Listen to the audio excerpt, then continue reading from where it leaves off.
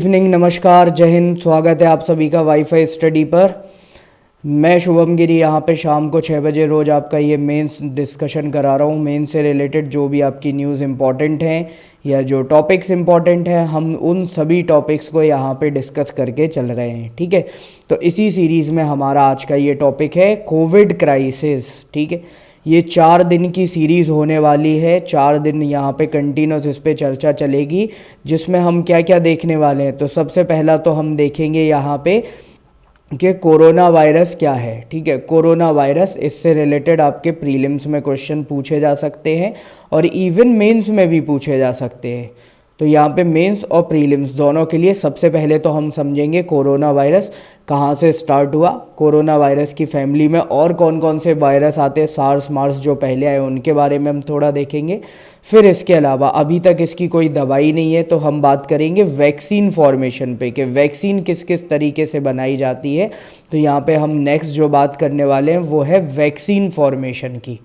ठीक है, फिर इसके बाद हम कोरोना का भारत पे अफेक्ट, ठीक है, कोरोना आने की वजह से भारत पे किस तरीके से क्या क्या अफेक्ट पड़ा है, हम उसके बारे में बात करेंगे। फिर इसके बाद हम बात करेंगे इश्यूज़ ऑफ माइग्रेशन। ठीक है, कि जो हमारे देश में माइग्रेशन का मुद्दा रहा, यहाँ पे ये क्या है, माइग्रेंट वर्कर्स कोरोना क्राइसिस में बहुत ज़्यादा परेशान हुए। ठीक है, माइग्रेंट्स वर्कर यहाँ पे बहुत ज़्यादा परेशान हुए।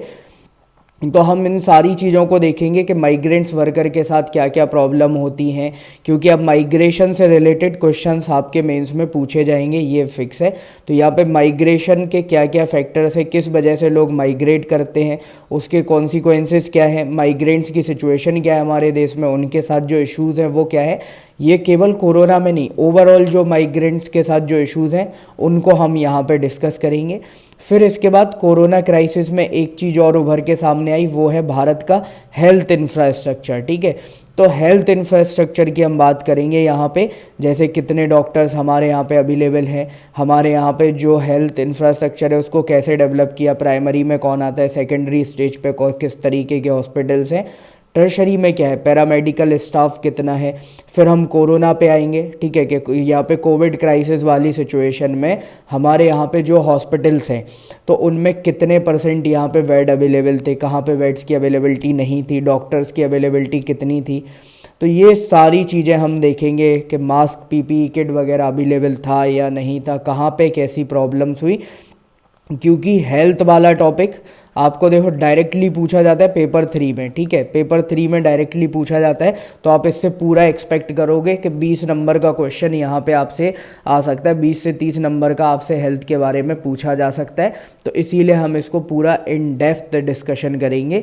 इसके बाद एक आपकी स्कीम है एमपी लाड स्कीम। ठीक है, जिसको क्या किया, अभी कोरोना काल में बंद कर दिया गया। ठीक है, और इसके बारे में प्रीलिम्स में भी पूछा गया, तो ये मुझे थोड़ा सा इंपॉर्टेंट लगा यहाँ पे, तो इसीलिए इस कोविड क्राइसिस में हम इस स्कीम को भी रख के चलेंगे। तो ये आपके मेन यहाँ पे 4-5 टॉपिक्स रहेंगे। 1 से 1.5 घंटे की क्लास रहेगी डेली। ठीक है, 1 to 1.5 आवर ये क्लास होने वाली है। और ये कब तक चलेगी, तो ये 4 डेज की क्लास रहने वाली, 4 दिन ये क्लास रहेगी, जिसमें आप ये सारे टॉपिक्स यहाँ पे कवर कर सकते हो। बात करते हैं अनअकैडमी सब्सक्रिप्शन लोगे आप तो क्या फ़ायदे मिलेंगे। लाइव क्लासेस है, रियल टाइम इंटरेक्शन रहेगा आपका टीचर के साथ। किसी भी कैटेगरी में आपको एक ही सब्सक्रिप्शन लेना है और उस कैटेगरी का आपको अनलिमिटेड एक्सेस दिया जाता है। यहाँ पे कस्टमाइज मेंटरशिप है, जिस भी एजुकेटर से आप पढ़ना चाहो उससे पढ़ सकते हो। इंडिविजुअल अटेंशन पे फोकस किया जाएगा। नोट्स प्रोवाइड किए जाते हैं आपको पीडीएफ फॉर्मेट में। स्ट्रक्चर्ड कोर्सेज हैं, प्रीलिम्स, मेंस, इंटरव्यू तीनों की तैयारी कराई जाएगी। ऑनलाइन ऑफलाइन दोनों मोड्स में क्लासेस अवेलेबल होती हैं।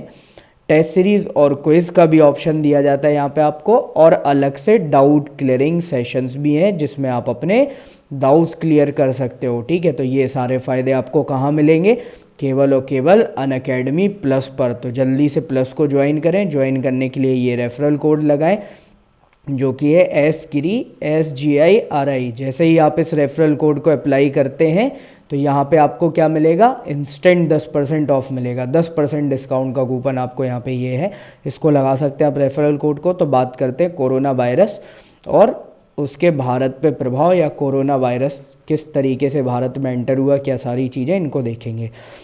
तो सबसे पहले अगर हम बात करें तो हम इसको क्या बोलते हैं, कोविड-19 या फिर नोवेल कोरोना वायरस। ठीक है, नोवेल कोरोना वायरस कोविड-19, ये नाम किसने दिया है, तो ये ऑफिशियल नाम है जो कि दिया है world health organization, in short WHO ने। तो ये नाम दिया है WHO ने। इसका नाम कोविड-19 ही क्यों पड़ा, तो इसको ब्रेक करोगे तो आपको समझ में आ जाएगा।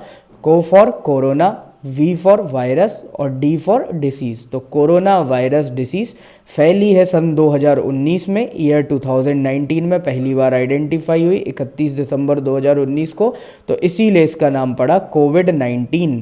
ठीक है, कोविड-19 फुल फॉर्म है कोरोना वायरस डिसीज़ 2019। तो ये ऑफिशियल नेम है जो दिया गया WHO के द्वारा। तो कोरोना वायरस जो है ना, ये एक लौता वायरस नहीं है, ये बहुत वायरस की एक बहुत बड़ी फैमिली है। ठीक है, ये वायरस की बहुत बड़ी फैमिली है जो कि कॉमनली देखने को मिलती है कहाँ पे, जो एनिमल स्पीशीज़ हैं उनमें देखने को मिलती है। ठीक है, जो एनिमल्स हैं हमारे, उनमें अलग अलग तरीके की इसकी वायरस की स्पीशीज़ देखने को मिलती हैं। यहाँ पे ये क्या कर सकता है वायरस, तो ये बहुत माइल्ड कोल्ड से, मतलब हल्का फुल्का आपको ठंडा लगे, ठीक है, माइल्ड कोल्ड हो सकता है, उससे लेके फीवर तक भी हो सकता है। और यहाँ पे अगर हम बात करें, अगर ये सीवर हो जाता है तो उस केस में जो भी यहाँ पे इससे अफेक्टेड पर्सन है उसकी डेथ भी हो सकती है। ठीक है, हाल फिलहाल में तो हम ये बहुत अच्छे से समझ गए हैं कि यहाँ पे डेथ अच्छी खासी होती है कोविड की वजह से। ठीक है, तो यहाँ पे अगर सीवर कंडीशन में कोविड होता है, आपको यहाँ पे कोरोना वायरस आपकी बॉडी में आता है, तो वहाँ पे वो आपको डेथ की तरफ भी ले जा सकता है। कोरोना वायरस आपका डायरेक्टली भी फैल सकता है और इनडायरेक्टली भी फैल सकता है। डायरेक्टली का मतलब क्या हुआ कि कोरोना वायरस डायरेक्टली फैलने का मतलब क्या हुआ कि जैसे आपने किसी को टच कर लिया, जैसे आपने किसी को टच कर लिया तो ये हो गया डायरेक्टली। ठीक है, इनडायरेक्टली का मतलब यहाँ पे क्या हो गया कि जैसे आपने किसी को टच नहीं किया लेकिन नॉन कम्युनिकेबल भी है, कि वहाँ पे क्या हुआ, आपने किसी के कोई सामान को उठा लिया या फिर उसने कफ स्नीजिंग ऐसा कुछ होता है, तो उसकी वजह से इनडायरेक्ट फॉर्म में भी ये आपकी बॉडी में आ सकता है। ह्यूमन जो कोरोना वायरस है, ठीक है, अभी हमने क्या बोला, कोरोना वायरस की बहुत बड़ा ये फैमिली है अलग अलग स्पीशीज़ में। यहाँ पे ये जो वायरस की अलग अलग स्पीशीज़ हैं ये अलग अलग जानवरों में देखने को मिलती हैं, लेकिन ह्यूमंस में जो पहली बार कोरोना वायरस डिटेक्ट किया गया वो कब किया गया, 1960s के मिड में। ठीक है, 1960s के मिड में यहाँ पे पहली बार कोरोना वायरस को आइडेंटिफाई किया गया।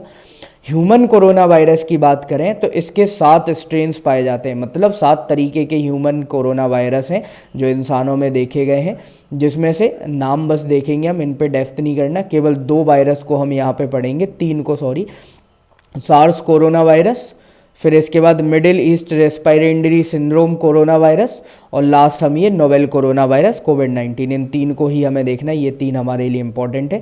तो 7 स्ट्रेन है, पहला है 229E जिसको हम H कोरोना वायरस 229E भी बोलते हैं, OC43H Covid OC43 SARS corona virus, फिर NL63 जिसको न्यू हेवन कोरोना वायरस भी बोला जाता है, HKU1 कोरोना वायरस, फिर middle east respiratory syndrome corona virus जिसको मार्स कोव भी बोला जाता है, और नोवेल कोरोना वायरस जो कोविड-19 हाल फिलहाल में हम देख रहे हैं।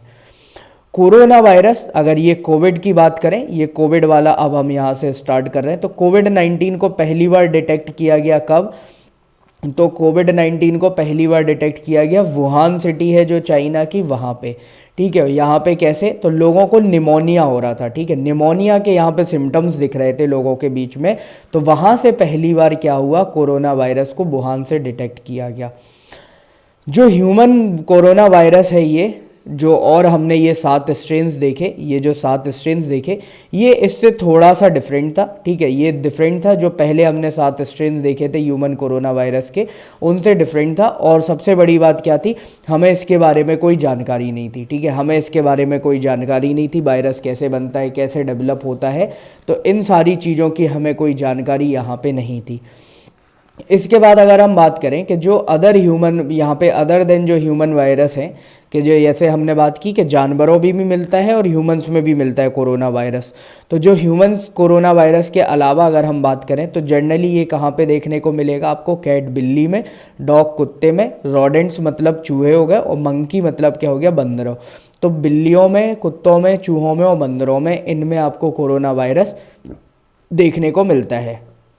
कोरोना वायरस का जो पहला केस था कोविड-19 का भारत में, ये कहाँ से आया? तो ये चाइना से ही आया। हमारे यहाँ पे रिपोर्ट कब हुआ? तो 30 जनवरी 2020 को कोरोना वायरस का पहला केस इंडिया में रिपोर्ट किया गया। 30 जनवरी को, अब आप समझ सकते हो, ऑफिशियल एंट्री कोरोना वायरस की इंडिया में हो जाती है। कोविड-19 यहाँ पे कोविड-19 आपका 30 जनवरी 1920 में ऑफिशियली इंडिया में एंटर कर चुका है। ठीक है, इंडिया अगर हम बात करें तो एशिया में करेंटली सबसे ज़्यादा केसेस जो हैं वो भारत में ही हैं। भारत में सबसे ज़्यादा केस हैं पूरे एशिया की बात करें, और अगर हम वर्ल्ड वाइड बात करें तो भारत सेकंड नंबर पे है। ठीक है, भारत सेकंड नंबर पे वर्ल्ड वाइड, फर्स्ट पे कौन है? यूएसए। तो सबसे ज़्यादा केसेस हैं यूएसए में, और सेकंड नंबर पे हैं यहाँ पे किस में? इंडिया में। इसके बाद अगर हम बात करें तो ह्यूमन जो कोरोना वायरस है ये ट्रांसमिट हो सकता है एक पर्सन से दूसरे पर्सन में। ठीक है, ये ट्रांसफरेबल वायरस है, कम्युनिकेबल डिसीज़ है, तो ये ट्रांसफ़र हो सकता है एक पर्सन से दूसरे पर्सन में by the way of air. ठीक है, हवा के माध्यम से।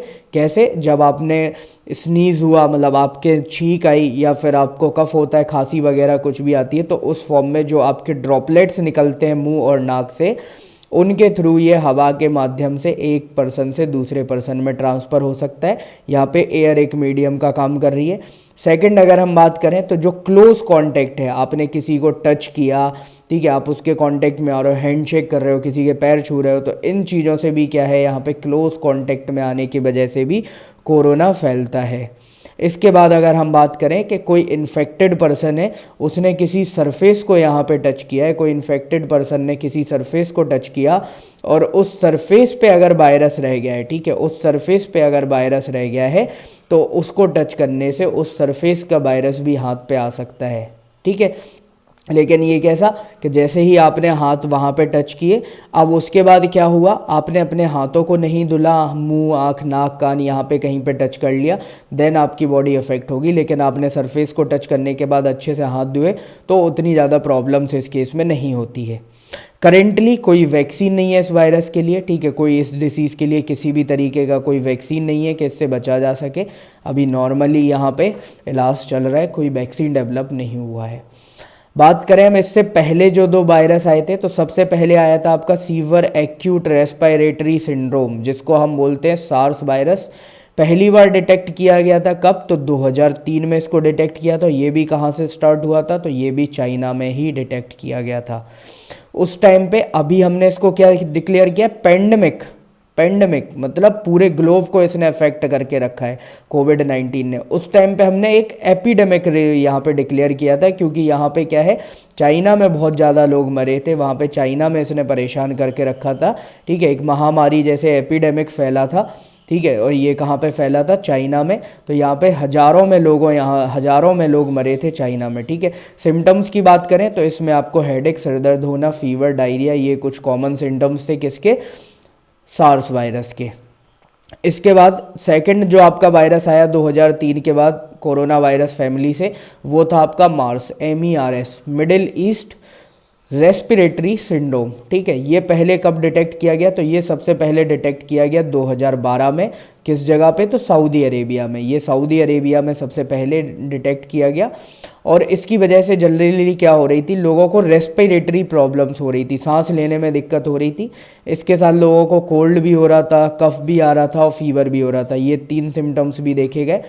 अब इसमें जो सबसे इम्पॉर्टेंट बात है वो क्या है, अराउंड 34% इसकी फैटेलिटी रेट थी। ठीक है, मतलब जो मृत्यु दर थी इसकी वो बहुत ज़्यादा थी। इसका मतलब क्या हुआ कि अगर 10 लोग इन्फेक्ट हो रहे हैं तो उसमें से 3 और 4 लोगों की यहाँ पे डेथ हो रही थी, 3 से 4 लोगों की यहाँ पे डेथ हो रही थी। तो ये सबसे इम्पॉर्टेंट था यहाँ पे। ठीक है, कि इसका फैटेलिटी रेट बहुत हाई था। नेक्स्ट अगर हम बढ़े तो वायरस, कोरोना वायरस का हमने बोला वैक्सीन नहीं है कोविड-19 का, तो अभी हम बात कर लेते हैं। ये वैक्सीन बार बार न्यूज़ में आता है, तो वैक्सीन क्या है? तो देखो, vaccine work by training and preparing the bodies natural defences. ठीक है, इसका मतलब क्या हुआ कि बेसिकली हमारी बॉडी में कुछ एंटीबॉडीज़ होती हैं। ठीक है, एंटीबॉडीज़ होती हैं जिनका काम क्या है, जब भी कोई नेगेटिव चीज़ है, जैसे कोई वायरस आ गया या कुछ भी ऐसा जो हमारी बॉडी को अफेक्ट कर सकता है, तो उससे लड़ना और उनको ख़त्म करना। ठीक है, तो उनके लिए एक डिफेंस तैयार करना, ठीक है, एक जो डिफेंस तैयार करने का काम होता है ये एंटीबॉडीज़ का होता है यहाँ पे, ठीक है। तो उसके लिए डिफेंस तैयार करना ये एंटीबॉडीज़ का काम है। लेकिन क्या होता है, किसी किसी की ये एंटीबॉडीज़ नहीं डेवलप हो पाती हैं, तो इसको हम क्या बोलते हैं कि उसका इम्यून सिस्टम स्ट्रांग है या वीक है। अगर यहाँ पे डिफेंड कर पा रहा है तो इम्यून सिस्टम स्ट्रांग हो गया, और डिफेंड नहीं कर पा रहा है तो इम्यून सिस्टम क्या हो गया, वीक हो गया, ठीक है। तो इम्यून सिस्टम बेसिकली क्या है कि यहाँ पे वो वायरस या बैक्टीरिया को रिकॉग्नाइज करे, फिर उसको टारगेट करके उससे लड़े और उसको ख़त्म करे, ठीक है। तो जनरली जिनका इम्यून सिस्टम वीक होता है फिर उनको वैक्सीन दिया जाता है ताकि उनके इम्यून सिस्टम को बूस्ट किया जा सके। अब यहाँ पे बात करें, if the body is expose to those diseases, अगर यहाँ पे बात करें कि बॉडी उन डिसीजेस के लिए एक्सपोज हो गई है जो बाद में भी जम्स बना सकते हैं, ठीक है, बाद में यहाँ पे जम्स बना सकते हैं, तो वैक्सीन बेसिकली क्या है, उन जम्स को वहाँ पे ख़त्म करने का काम करेगा कि जैसे ही फिर से जो जर्म्स हैं या वायरस है वो फिर से बनना तैयार होंगे, तो यहाँ पे ये वैक्सीन जो अब आपकी बॉडी में लग चुका है तो ये तुरंत आपकी एंटीबॉडीज़ को यहाँ पे खड़ा करेगा और इससे लड़ने में मदद करेगा, जिससे आपको फ़ायदा क्या होता है, फीवर बुखार ये सारी चीज़ें नहीं आती हैं और बॉडी हेल्दी रहती है, ठीक है, आप हेल्दी रहोगे। वैक्सीन का जो कंसेप्ट है, तो पहली बार वैक्सीन बनाया था एडवर्ड जेनर ने। एडवर्ड जेनर जो हमारे साइंटिस्ट थे, इन्होंने पहली बार वैक्सीन बनाया था, ठीक है। किसके लिए, तो इन्होंने स्मॉल पॉक्स करके जो बीमारी थी उसके लिए सबसे पहले वैक्सीन बनाया हुआ था। वैक्सीन कैसे बनाया जाता है, तो देखो वैक्सीन बनाने में बहुत सारी स्टेजेस इन्वॉल्व होती हैं, ठीक है। सबसे पहले अगर हम बात करें तो सबसे पहली आती है आपकी प्री क्लिनिकल स्टेज, ठीक है। पहली आपकी वैक्सीन यहाँ पे प्रिपरेशन में अगर हम बात करें तो सबसे पहली आती है pre clinical stage. Pre clinical stage में क्या होता है, यहाँ पे आपको सबसे पहले तो जो भी वायरस है तो उसकी जानकारी जुटानी है। सबसे पहले आपको वायरस की जानकारी जुटानी है कि वो किस तरीके से एंट्री हुआ, फर्स्ट केस कौन सा था, क्या क्या उसके सिम्टम्स हैं, तो जितनी ज़्यादा आप जानकारी जुटा सको वो। दूसरा क्या करना है, अब आपको उसकी जानकारी, ये तो हो गई नॉर्मल, फिर उसकी जो यहाँ पे वायरस का जो स्ट्रक्चर है, ठीक है, जो बेसिकली अगर हम साइंटिफिकली अब यहाँ पे जाएंगे कि वायरस का स्ट्रक्चर क्या है, एंटीबॉडीज़ आप उसकी किस तरीके से, तो इस पर पूरा आपको रिसर्च करना है। तो इनिशियल स्टेज ये होती है। थर्ड, इसी टाइम पे क्या करना है, आपको अप्रूवल लेना है, आपको वैक्सीन बनाने का अप्रूवल लेना है। अगर आप जिस भी स्टेट में रह रहे हो या जिस भी नेशन में आप रह रहे हो, वहाँ पे अगर गवर्नमेंट ने अप्रूवल नॉर्म्स रखे हुए हैं तो आपको अप्रूवल भी यहाँ पे लेना पड़ता है। तो ये हो गया प्री क्लिनिकल स्टेज। इसमें आप क्या कर रहे हो, अप्रूवल भी ले रहे हो और यहाँ पे इसके रिगार्डिंग इन्फॉर्मेशन भी जुटा रहे हो। तो अगर हम कोविड की बात करें तो कोविड के लिए अभी हमने बोला कि इसके लिए इन्फॉर्मेशन नहीं थी, लेकिन क्या हुआ, अब यहाँ पे हमारे पास इसी फैमिली के 2 वायरस पहले आ चुके थे, सार्स और मर्स, ठीक है। तो सार्स और मर्स ये 2 वायरस पहले आ चुके थे, तो इनकी इन्फॉर्मेशन हमारे पास थी। तो अभी क्या है, जो भी कंपनियां वैक्सीन बनाने की तरफ हैं वो इसकी स्टडी कर रही हैं। दूसरा क्या है, जो कोविड-19 है, नोवेल कोरोना वायरस है, 11 जनवरी 2020 को इसका जेनेटिक सीक्वेंस रिलीज़ किया गया। किसके द्वारा, WHO के द्वारा, कि इसका जेनेटिक सीक्वेंस भी रिलीज़ किया गया, जो कि अब जो कंपनी यहाँ पे वैक्सीन्स बना रही हैं उसमें यहाँ पे हेल्पफुल होने वाला है, ठीक है। तो जो कंपनीज यहाँ पे वैक्सीन बना रही हैं उनके लिए ये हेल्पफुल होने वाला है। फिर इसके बाद आती है आपकी क्लिनिकल डेवलपमेंट स्टेज, ठीक है। सेकंड जो फेज़ है उसको बोलते हैं हम क्लिनिकल डेवलपमेंट स्टेज। अब सेकंड फेज़ को भी अलग अलग 3 पार्ट्स में डिवाइड किया जाता है, ठीक है। जो सेकंड पार्ट है या सेकंड फेज़ है इसको भी 3 अलग अलग फेजेस में डिवाइड किया जाता है। तो यहाँ पे सबसे पहले तो क्या है, क्लिनिकल स्टेज के पहले भी बेसिकली इस टाइम पे क्या है कि आप यहाँ पे टेस्टिंग कर रहे हो किस पे, एनिमल्स पे, और फिर उसके बाद सीधे आप मूव करते हो किस पे, इंसानों पे। तो यहाँ पे अब इंसानों पे जैसे ही आप टेस्टिंग करने वाले हो तो उसके लिए भी यहाँ पे आपको अप्रूवल लेने की ज़रूरत पड़ती है, ठीक है। अब ऐसा नहीं है कि हर एक जगह हो, किसी किसी में क्या होता है जो प्री क्लिनिकल ट्रायल्स हैं वहीं पे अप्रूवल दे दिया जाता है, लेकिन किसी किसी कंट्री में हर एक स्टेज पे आपको अप्रूवल लेना पड़ता है। तो यहाँ पे अब आपको अप्रूवल लेना है फिर से। जैसे ही आप अप्रूवल लेते हो तो प्री क्लिनिकल में एक और क्या हो गया कि आपने स्टडी कर ली, स्टडी करने के बाद आपने क्या किया, एक किसी भी तरीके का वैक्सीन बनाया, उसको आप ट्राई करते हो एनिमल्स पे। और बेसिकली वो एनिमल्स कौन होते हैं, जैसे आपका रैबिट हो गया, खरगोश हो गया, ठीक है, रोडेंट्स हो गए, चूहे हो गए, इन पे बेसिकली सबसे पहले ट्राई किया जाता है। फिर इसके बाद जब इन पे रिजल्ट सक्सेसफुल आपको दिख रहा होता है, जो भी आप डिज़ायर रिजल्ट चाह रहे हैं वो दिख रहा है, तो फिर आप बढ़ते हो किस पे, ह्यूमन ट्रायल्स की तरफ, जिसको बोला जाता है क्लिनिकल ट्रायल्स। इसमें क्या है, फेज 1 में क्या होता है, सबसे पहले एक इनिशियल टेस्टिंग की जाती है वैक्सीन की, ठीक है, वैक्सीन की एक इनिशियल टेस्टिंग के लिए कि ये इंसानों में इफेक्टिव तरीके से काम करेगा या नहीं करेगा, तो उसके लिए फेज 1 ट्रायल्स किए जाते हैं। तो इसमें क्या करते हैं, बहुत छोटे से एक स्मॉल सेक्शन ऑफ पॉपुलेशन को, केवल 30-40 लोगों को ही यहाँ पे ये वैक्सीन दिया जाता है। और वैक्सीन भी कैसा दिया जाता है, ऐसा नहीं कि बहुत सारा दे दिया, बहुत ही स्मॉल क्वांटिटी में दिया जाता है, ठीक है, स्मॉल क्वांटिटी में, कि देखना है उसकी बॉडी पे कैसे अफेक्ट कर रहा है, ठीक है, कोई यहाँ पे नेगेटिव सिम्टम्स तो नहीं आ रहे हैं, किसी तरीके की कोई एलर्जी या कुछ ऐसा तो नहीं हो रहा है। इन सारी चीज़ों को अब ऑब्जर्व किया जाएगा फेज़ 1 में, ठीक है। अब यहाँ पे इसके रिकॉर्ड्स पूरे रख लिए जाएंगे, जिन लोगों पे ट्रायल्स किया उनको क्या क्या प्रॉब्लम्स आई, क्या नहीं आई, तो सारी चीज़ों का एक रिकॉर्ड रखा जाएगा। अब यहाँ पे जो चीज़ें इन्होंने देखी कि फेज़ 1 में वैक्सीन देने के बाद कुछ भी यहाँ पे लॉसेस नहीं हुए, ठीक है, सब कुछ ठीक चल रहा है, तो अब हम आगे बढ़ेंगे किस में, फेज़ 2 में। फेज़ 2 में दो चीज़ें होंगी, यहाँ पे जो नंबर ऑफ सब्जेक्ट्स थे, सब्जेक्ट्स मतलब जो यहाँ पे ट्रायल्स कराने आए हैं लोग, ठीक है, जो अपने आप को यहाँ पे दे रहे हैं कि आप हम पे ट्रायल्स कर सकते हो, तो जो सब्जेक्ट्स हैं, तो नंबर ऑफ सब्जेक्ट्स भी यहाँ पे बढ़ जाएंगे, और जो वैक्सीन आपको दी जा रही थी उसकी क्वांटिटी भी बढ़ जाएगी, ठीक है, अब थोड़ी ज़्यादा वैक्सीन आपको दी जाएगी, और यहाँ पे नंबर ऑफ सब्जेक्ट्स भी आपके बढ़ रहे हैं, ठीक है। स्टेज 2 में आपका क्या करना है, पहली वाली स्टेज में तो आपका मकसद ये था कि आपको ये देखना था किसी भी तरीके का इन्फेक्शन, एलर्जीज, ये चीज़ें नहीं हो रही हैं। स्टेज 2 में आपका मकसद क्या है कि जैसे सपोज आपने नोवेल कोरोना या कोविड-19 के लिए आपने यहाँ पे वैक्सीन बना रहे हो, ठीक है, तो कोविड-19 के लिए आप अगर वैक्सीन बना रहे हो, तो अब आप ये देखते हो कि ये जो वैक्सीन एंटीबॉडीज़ डेवलप कर रहा है, क्या ये कोविड-19 से लड़ पा रहा है या नहीं, ठीक है, तो यहाँ पे आपको डिजायर्ड रिजल्ट्स मिल रहे हैं या नहीं मिल रहे हैं, ये चीज़ देखी जाती है फेज़ 2 में। अगर ये डिजायर्ड रिजल्ट्स आपको मिल रहे हैं यहाँ पे, तो बेसिकली मतलब ये वायरस यहाँ पे काम, सॉरी, ये वैक्सीन जो आपका है ये यहाँ पे काम कर रहा है और ये वायरस को हराने में सक्षम है, ठीक है। अब लेकिन यहाँ पे एक और प्रॉब्लम आती है, फेज़ 2 देखो जो भी कंपनी कर रही है वो अपने नियर बाई एरियाज़ में ही करेगी, तो अब उसको ये भी देखना है कि हर एक देश में क्लाइमेट अलग है, वेदर अलग है, ज्योग्राफी अलग है, ठीक है, तो यहाँ पे ज्योग्राफिकली भी चीज़ें चेंज होती हैं। जैसे जब हमने रेशियल डिस्क्रिमिनेशन पढ़ा था अपनी प्लस क्लास पे, तब हमने देखा था कि यहाँ पे रेस के बेसिस पे लोग अलग है, जैसे सेंट्रल एशिया में 6.5-7 फुट के लोग होते हैं, जो कि कॉमन बात है, जबकि अगर हम बात करें तो जापान, चाइना, वहाँ पे इतनी हाइट नहीं होती है, ठीक है। तो जैसे अफ्रीका में बात करें तो ब्लैक कलर होता है, यूरोप में बात करें तो वाइट कलर होता है। तो इस तरीके से क्या हो रहा है कि ज्योग्राफी के बेसिस पे लोगों की फिजिकल क्वालिटीज़ भी चेंज होती हैं, बॉडीली क्वालिटीज़ भी चेंज होती हैं, तो अब इनको ये भी देखना है कि हर एक जगह पे ये काम करेगा या नहीं। तो फिर आता है आपका फेज़ 3।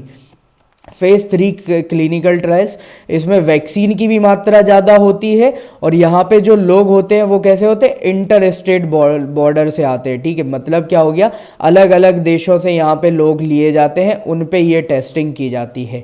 अब अगर यहाँ पे सब पे ये सक्सेसफुल है, सबके रिकॉर्ड्स रखे जाएंगे, सेफ्टी रखी जाएगी, ठीक है, और अगर सब पे ये सक्सेसफुल होती है तो उसके बाद मतलब ये वैक्सीन सक्सेसफुल है, अब लोगों में ये दिया जा सकता है, ठीक है। तो अब लोगों में आपको देना है वैक्सीन, तो उसके लिए अब क्या करना पड़ेगा, सबसे पहले रेगुलेटरी रिव्यू लेना पड़ेगा। मतलब क्या हुआ, आपने जो रिकॉर्ड्स बनाए हैं कि हाँ इन लोगों पे हमने टेस्टिंग किया, ये रिकॉर्ड्स आपको पूरे गवर्नमेंट को सबमिट करने पड़ेंगे, गवर्नमेंट आपको अप्रूवल देगी। आप पेटेंट लेना चाहो तो आप इस पर पेटेंट ले सकते हो। जैसे ही आपका गवर्नमेंट अप्रूवल मिलता है, आप कहाँ जाओगे, मैन्युफैक्चरिंग के लिए, ठीक है। तो इस प्रोडक्ट की आप मैन्युफैक्चरिंग स्टार्ट कराओगे।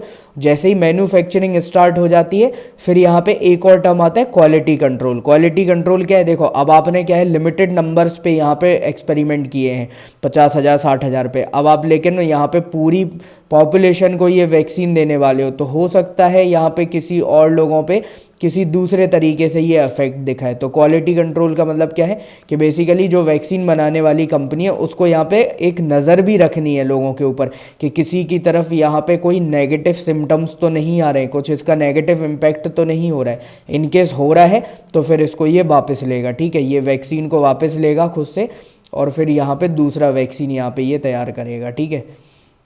तो इसको बोला जाता है क्वालिटी कंट्रोल। इन 3 स्टेजेस में आपका क्या होता है, वैक्सीन को तैयार किया जाता है। नेक्स्ट अगर हम बात करें कि कोविड-19 के जो वैक्सीन्स बना रहे हैं तो मेनली इसमें कितने लोग इन्वॉल्व हैं, तो लगभग 169 कंट्रीज़ या फिर अगर आप बोल सकते हो कि कैंडिडेट्स हैं इसमें, ठीक है, जो कि अलग अलग इंडस्ट्रीज़ हो गए या फिर कुछ कंट्रीज़ भी इसमें यहाँ पे पार्टिसिपेट कर रहे हैं। तो 169 यहाँ पे कैंडिडेट्स हैं जो कोविड-19 के वैक्सीन डेवलपमेंट में लगे हुए हैं। इसके बाद अगर हम बात करें तो 26 ऐसे हैं, 26 यहाँ पे कैंडिडेट्स ऐसे हैं जो ह्यूमन ट्रायल्स के फेज़ में पहुँच गए हैं, मतलब क्लिनिकल ट्रायल्स में आ गए हैं। अब उसमें फ़ेज़ 1 में भी हो सकते हैं, फ़ेज़ 2 में भी हो सकते हैं, फ़ेज़ 3 में भी। तो जैसे अगर हम बात करें तो कुछ फ़ेज़ 1 और फ़ेज़ 2 में है, लेकिन कुछ यहाँ पे फ़ेज़ 3 में भी है। फ़ेज़ 3 की बात करें तो कैसिनो बायोलॉजिक्स, ये कहाँ पे, चाइना में, तो कैसिनो बायोलॉजिक्स चाइना में हो गया। ऑक्सफोर्ड एस्ट्राजेनेका और सीरम इंस्टीट्यूट ऑफ इंडिया, ये इंडिया का है। तो यहाँ पे ये तीनों मिलके यहाँ पे एक वैक्सीन डेवलप कर रहे हैं जिसका नाम क्या है, AZD1222, ठीक है। अब यहाँ पे सीरम के बारे में एक इंपॉर्टेंट फैक्ट, सीरम जो है वर्ल्ड वाइड, ठीक है, केवल इंडिया की बात नहीं कर रहा हूँ, वर्ल्ड वाइड सबसे ज़्यादा वैक्सीन बनाता है, वर्ल्ड वाइड सबसे ज़्यादा वैक्सीन प्रोडक्शन की कैपेसिटी है सीरम की, इसीलिए ऑक्सफोर्ड ने इसके साथ टाई अप किया है, ठीक है। तो यहाँ पे अगर ऑक्सफोर्ड वैक्सीन बना लेता है तो इंडिया में वैक्सीन की अवेलेबिलिटी बहुत जल्दी हो जाएगी, क्योंकि सीरम इंस्टीट्यूट जो है ये बहुत ज़्यादा कैपेबल है, ये बहुत तेज़ी से यहाँ पे वैक्सीन डिलीवर कर सकता है, ठीक है, इसकी मैन्युफैक्चरिंग बहुत तेज़ है। फिर इसके बाद जॉनसन एंड जॉनसन, मॉडर्ना हो गया, सिनोवैक हो गया, कोवैक्सीन जो भारत बायोटेक लिमिटेड हमारे यहाँ पे बना रही है, तो कोवैक्सीन ये फ़ेज़ 2 में है, ठीक है, कोवैक्सीन अभी भी फ़ेज़ 2 में है, ठीक है। अब यहाँ पे इस फिगर में कुछ चेंजेस हो भी सकते हैं कि हो गया हो, लेकिन जब पूरा बन जाएगा तब हम देखेंगे, ये इतना इम्पोर्टेंट नहीं है। फिर इसके बाद स्पुतनिक करके रशिया का यहाँ पे वैक्सीन आया है, जिसका नाम रखा गया है किस पे, जो रशिया की फर्स्ट सैटेलाइट थी उसके नाम पे रखा गया है, ठीक है। तो स्पुतनिक सैटेलाइट के नाम पे ही ये रशिया का स्पुतनिक वैक्सीन आया है, और ये पहला कोविड वैक्सीन है जिसको किसी भी देश के द्वारा अप्रूवल मिला है, ठीक है। तो ये पहला वैक्सीन है जिसको किसी भी देश के द्वारा अप्रूवल मिला है। इसको बनाया किसने है, तो गमेलिया इंस्टीट्यूट है रशिया का, गमेलिया इंस्टीट्यूट, उसने रशिया की जो डिफेंस मिनिस्ट्री है उसके साथ मिलके इसको डेवलप किया है। तो गमेलिया इंस्टीट्यूट ने रशिया की डिफेंस मिनिस्ट्री के साथ मिलके डेवलप किया है। तो ये बनाया कैसे गया, तो जो सार्स वायरस आया था आपका, सार्स कोरोना वायरस, उसके डीएनए के बेसिस पे इसको तैयार किया गया है, ठीक है। यहाँ पे अब लेकिन इसका प्रोडक्शन बहुत तेज़ी में हुआ है, और यहाँ पे रशिया ने किसी भी तरीके के डेटा को अवेलेबल नहीं कराया। तो जो हम फ़ेज़ 3 में डेटा अवेलेबिलिटी की बात करते हैं कि यहाँ पे डेटा अवेलेबल होना चाहिए था, उस पे लेके इसका क्रिटिसिज्म हो रहा है कि यहाँ पे रशिया ने जो है पूरे तरीके से फैक्ट्स को सामने नहीं रखा है। कुछ अदर फैक्ट्स की बात करें तो WHO ने एक कोविड-19 वैक्सीन ग्लोबल एक्सेस, ठीक है, ये एक प्लेटफॉर्म क्रिएट किया है जहाँ पे क्या है कि बहुत जो जितने भी ग्लोबल वैक्सीन डेवलपमेंट हो रहे हैं, मतलब अलग अलग जो विश्व में अलग अलग इंडस्ट्रीज़ हैं, अलग अलग देश हैं जो वैक्सीन बनाने में लगे हुए हैं, वो आपस में मिलके यहाँ पे इस प्लेटफॉर्म पे कोऑर्डिनेट कर सकते हैं। किसी को कोई इन्फॉर्मेशन की ज़रूरत है, दूसरी कंपनी के पास है तो दे दो, ठीक है, इस तरीके का यहाँ पे ये हो सकता है। फिर इसके बाद अप्रैल 2020 ने WHO ने क्या किया, एक रिसर्च एंड डेवलपमेंट ब्लूप्रिंट जारी किया, किसके लिए, नोवेल कोरोना वायरस के लिए, ठीक है। तो एक रिसर्च एंड डेवलपमेंट, बेसिकली इस पे रिसर्च करके उसके नोवेल कोरोना जो वायरस था उसके लिए एक ब्लूप्रिंट जारी किया कि किस तरीके से आप वैक्सीन बना सकते हो। वैक्सीन्स को 2 कैटेगरी में रखा गया है, ठीक है, वैक्सीन्स को 2 कैटेगरी में रखा है WHO ने। सबसे पहली कैटेगरी तो क्या है कि आपको एक वैक्सीन तैयार करना है लॉन्ग टर्म प्रोटेक्शन के लिए, ठीक है, कि जो लोगों को लॉन्ग टर्म तक प्रोटेक्शन प्रोवाइड कर सके। अब ऐसा किसके लिए करना है, तो जो कोविड-19 में जो लोगों लगे हुए हैं, जैसे हमारे हेल्थ वर्कर्स हो गए, ठीक है, जैसे हमारे डॉक्टर्स हो गए, पैरामेडिकल स्टाफ हो गया, नर्सेज हो गई, तो जो ये फ्रंट लाइन पे काम कर रहे हैं सीधा नोवेल कोरोना वायरस से लड़ने के लिए, तो सबसे पहले तो आपको इनके लिए वैक्सीन बनाना है। ये वैक्सीन कैसा होना चाहिए, इनको लॉन्ग टर्म प्रोटेक्शन प्रोवाइड करे, ठीक है। तो ये जो हाई रिस्क एरिया में जो लोग हैं, इनको लॉन्ग टर्म प्रोटेक्शन प्रोवाइड करने के लिए पहला आपको वैक्सीन बनाना है। दूसरा अगर हम बात करें तो रैपिड रेस्पॉन्स इम्यूनिटी वैक्सीन बनाना है, किसके लिए कि देखो किसी भी जगह पे नए तरीके से अगर यहाँ पे क्या हो रहा है, वायरस फैल रहा है जहाँ पे अभी पहुँचा नहीं है या किसी एरिया में फिर से हो रहा है, तो तुरंत उस पर कब्जा किया जा सके, ठीक है, उस वायरस को रोका जा सके। तो अदर वैक्सीन आपको बनाना है रैपिड रेस्पॉन्स इम्यूनिटी के लिए, ठीक है, कि ये फिर से न्यू वायरस आउटब्रेक ना हो सके उसके लिए। इंडिया में जो वायरस के लिए जो वैक्सीन के लिए आपको अप्रूवल मिलता है वो कहाँ से मिलता है, तो central drugs standard control organization, ठीक है, ये CDSCO करके एक ऑर्गेनाइजेशन है, ये यहाँ पे वैक्सीन के लिए अप्रूवल देती है कि यहाँ पे आप वैक्सीन बनाओगे। क्लिनिकल जो ट्रायल्स हैं इसमें जो डिज़ाइन आती है, ठीक है, तो इसको एडॉप्टिव डिज़ाइन भी बनाया जा सकता है। मतलब क्या है, एडॉप्टिव डिज़ाइन का मतलब क्या है कि जैसे अगर आप अभी फ़ेज़ 1 के ट्रायल करते थे 10 दिन में, फ़ेज़ 2 के ट्रायल कर रहे हो 50 दिन में और फ़ेज़ 3 के कर रहे हो आप 30 दिन में, तो टोटल अगर आपको 140 दिन लग रहे हैं तो आप इनको कम करके आप 70 दिन में भी कर सकते हो या 50 दिन में भी कर सकते हो, ठीक है। आप अपने एनालिसिस और रिसर्च के बेसिस पे भी यहाँ पे आगे बढ़ सकते हो। क्यों? क्योंकि आउटब्रेक अभी बहुत तेज़ी से हो गया, पूरा वर्ल्ड इससे परेशान है। तो WHO ने बोला है कि आप एडॉप्टिव डिज़ाइन भी ले सकते हो जल्दी से, लेकिन इसको बनाने की कोशिश करो ताकि इसको कंट्रोल किया जा सके। जैसा यहाँ पे एडॉप्टिव डिज़ाइन में क्या होगा, बेसिकली जो फ़ेज़ 2 और फ़ेज़ 3 क्लिनिकल ट्रायल्स में कैंडिडेट्स हैं जो वैक्सीन बना रहे हैं, तो ये ट्रायल्स को कम कर सकते हैं, ठीक है, ट्रायल्स की जो टाइम पीरियड है उसको कम कर सकते हैं। दूसरा, अगर इनको यहाँ पे कैंडिडेट्स नहीं मिल रहे हैं जिन पे ट्रायल्स कंडक्ट किया जा सके, तो ये फ्यूअर सब्जेक्ट्स को भी ले सकते हैं, कम कैंडिडेट्स पे भी ट्रायल कर सकते हैं, ठीक है। इससे क्या होगा कि जो डिसीज़न मेकिंग है उसको तेज़ी आ सकती है, ठीक है, डिसीज़न मेकिंग में तेज़ी आएगा। और यहाँ पे दूसरा, आपको जल्दी से बनाना है। दूसरा क्या है, आपको एक कोशिश ऐसे करो कि किसी कंपनी ने फ़ेज़ 1 के ट्रायल्स कर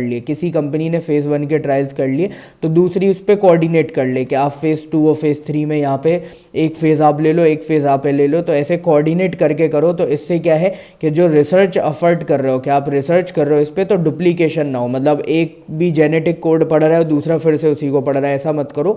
एक जेनेटिक कोड पढ़ लो तो एक कुछ और कर लो यहाँ पे, तो अलग अलग टाइप से यहाँ पे रिसर्च करो, डुप्लीकेशन नहीं होना चाहिए। फिर इसके बाद यहाँ पे कोऑर्डिनेशन लाना है, जितना ज़्यादा कोऑर्डिनेशन बढ़ सके, ठीक है, जिससे क्या हो सके कि जो ट्रायल्स हैं वो एक साथ करे जा सके और अलग अलग इंटरनेशनल लोकेशन पे आप ट्रायल्स करो। सबसे पहले कोई भी लाओ उससे मतलब नहीं है, लेकिन यहाँ पे वैक्सीन लाने की ज़रूरत है, तो मिल बांट के ये करो। इसीलिए आप देखो जैसे यहाँ पे ऑक्सफोर्ड, एस्ट्राजेनेका और सीरम, 3 का यहाँ पे टाइप हुआ है इसके लिए। ऐसे बहुत सी कंपनीज़ हैं या बहुत से इंस्टीट्यूट्स हैं जिन्होंने 3-3, 4-4 कंपनी ने एक साथ टाइप किया है। ये क्यों किया है? जैसे आप देखो ऑक्सफोर्ड रिसर्च का काम करेगा, ठीक है, फिर ऑक्सफोर्ड ने जैसे ही रिसर्च कर ली तो एस्ट्राजेनेका और सीरम यहाँ पे तैयार है ह्यूमन ट्रायल्स के लिए। जैसे ही आ गया तो सीरम तुरंत यहाँ पे मैन्युफैक्चरिंग स्टार्ट कर देगा। तो इस तरीके से कि यहाँ पे देरी ना हो, पहले से ही सारी चीज़ें तैयार हैं, ठीक है। फिर इसके बाद यहाँ पे एक चीज़ और आ रही है, इसको बोला गया है क्या, वैक्सीन सॉवरेंटी एक ये टर्म निकल के आया। इसका मतलब क्या हुआ कि बेसिकली एक देश, जैसे सपोज मान लो यहाँ पे चाइना है, ठीक है, जैसे चाइना है, अगर चाइना ने वैक्सीन डेवलप कर लिया तो उसने मना कर दिया कि हम भारत को नहीं देंगे, ठीक है, हम भारत को नहीं देंगे। या इंडिया ने वैक्सीन डेवलप कर लिया, उसने बोल दिया हम पाकिस्तान को नहीं देंगे। तो इसको क्या बोला गया है, फेवर्ड डिस्ट्रीब्यूशन ऑफ वैक्सीन, जहाँ पे एक कंट्री से दूसरी कंट्री में हो रहा है कि जिसको वो पसंद कर रहा है केवल उसी को दे रहा है, बाकी दूसरी कंट्रीज़ को नहीं बोला गया है। तो इसको वैक्सीन सॉवरेंटी भी बोला गया है, ठीक है। इस टर्म के लिए एक टर्म यूज़ हुआ है जिसका नाम क्या है, वैक्सीन सॉवरेंटी। बात करें इंडिया और कोरोना में क्या क्या यहाँ पे संबंध देखने को मिलता है, कैसे किस तरीके रिलेशन से किस तरीके से एंटर हुआ, ठीक है, हमने क्या रेस्पॉन्सेज लिए, क्या यहाँ पे हमने स्टेप्स उठाए।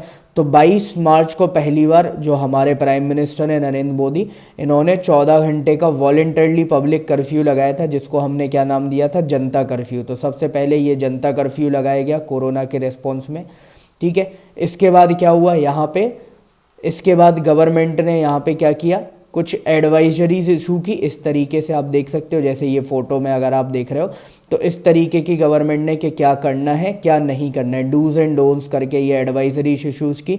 दूसरा क्या है, गवर्नमेंट ने कुछ यहाँ पे एडवाइजरीज़ में बताया कि किस तरीके से आपको यहाँ पे सोशल डिस्टेंसिंग नॉर्म्स को फॉलो करना है, ठीक है, सोशल डिस्टेंसिंग नॉर्म्स हो गए। फिर इसके बाद क्या हो गया, आपका क्वारंटाइन किया गया लोगों को, ठीक है, तो क्वारंटीन रूल्स आए यहाँ पे कि ये किस तरीके से होनी चाहिए। टेस्टिंग स्टार्ट की गई इनिशियल फेज़ में कि टेस्टिंग कहाँ होगी कैसे होगी, टेस्ट में भी 2-3 टाइप के टेस्ट यहाँ पे होते हैं, तो ये सारी चीज़ें की गई। फिर इसके बाद लेकिन जो सबसे इम्पॉर्टेंट था हमारे इंडिया में जो किया गया वो क्या था, लॉकडाउन, ठीक है। तो हमारे इंडिया में कोविड-19 जहाँ पे था वहाँ पे तो मेजर जो हॉट स्पॉट्स थे या जो मेजर सिटीज़ थी इनिशियली वहाँ पे लॉकडाउन लगाया गया और फिर पूरा नेशन वाइड लॉकडाउन भी लगाया गया, ठीक है। पहले यहाँ पे जहाँ पे हॉट स्पॉट्स थे केवल वहाँ पे लगाया गया या मेजर सिटीज़ में, लेकिन उसके बाद क्या हुआ, नेशन वाइड लॉकडाउन लगाया गया, ठीक है, नेशन वाइड लॉकडाउन लगाया। सेकंड क्या है, हमने कुछ एरियाज़ डिसाइड किए, जैसे कुछ क्या हो गया, हॉट स्पॉट्स हो गए जहाँ पे क्या है बहुत ज़्यादा कोरोना वायरस फैला हुआ है, उसको हमने हॉट स्पॉट बोला। फिर दूसरे हमने एरियाज़ बताए जहाँ पे कम फैला है। तीसरी कैटेगरी जहाँ पे बिल्कुल ही नहीं फैला है, तो इनके अकॉर्डिंग हमने बॉर्डर्स भी सील किए, ठीक है, कि एक जगह से दूसरे जगह आप नहीं जा सकते हो। अलग अलग स्टेट गवर्नमेंट्स ने अपने बॉर्डर सील कर दिए कि यहाँ पे इंटर स्टेट मूवमेंट पॉसिबल नहीं होगा, इस चीज़ को भी रोका गया, ठीक है। तो ये इनिशियली स्टेप्स लिए गए। फिर इसके बाद अगर हम बात करें तो 24 मार्च को हमने नेशन वाइड पूरे देश में लॉकडाउन लगाया। कितने दिन के लिए, 21 दिन के लिए। इससे हमारे जो पूरे देश की 125 करोड़ जो लोग हैं उन पे इफेक्ट पड़ा, ठीक है। सबके सारे लोगों को घर में बंद कर दिया गया, ठीक है, घर में बंद कर दिया गया मतलब सब खुद से अपने घर में पैक हो गए। 21 दिन के लिए कोई कहीं पे बाहर नहीं निकला। कुछ सीन्स आपने देखे होंगे तो लाठियां भी पड़ी हैं उनको जो अपने मन से यहाँ पे लॉकडाउन तोड़ के निकले, लेकिन यहाँ पे नेशन वाइड लॉकडाउन लगाया गया 24 मार्च को। इसके बाद इस 14 अप्रैल को इस लॉकडाउन को फिर एक्सटेंड किया गया 3 मई के लिए, ठीक है, 3 मई के लिए इसको एक्सटेंड किया गया और 3 मई के बाद यहाँ पे फिर इसको एक्सटेंड किया गया 17 मई के लिए, ठीक है, 17 मई तक इसको फिर यहाँ पे एक्सटेंड किया गया। तो ऐसे नेशन वाइड लॉकडाउन लगभग 2 महीने हमारे यहाँ पे चला।